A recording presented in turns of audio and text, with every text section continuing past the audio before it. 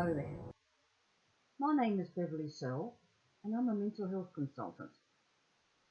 Also, I'm an independent researcher of the mind, and for over 20 years I have been studying and researching the different mental health issues, especially those that come out of childhood.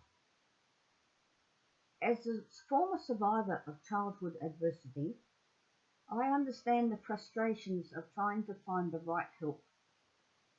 As a result, I've developed a process called My Envision Mind, which allows you in a gentle and powerful way to get what you want out of life. So to answer your question, can you develop anorexia in your 50s? The answer is yes. Unfortunately, women in their middle ages may have experienced forms of anorexia for many years, but then it becomes full-blown by some form of adversity or trigger, which is around control.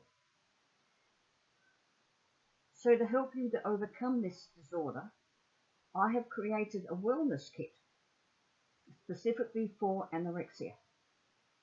It will enhance your healing and also alleviate it for good. My Envision Mind also helps if you've already had some therapy. This adds to it and gives it added dimension. So in this kit, there's an introduction to how the mind works. And why I put that there, because we're working in a part of the brain that doesn't have language.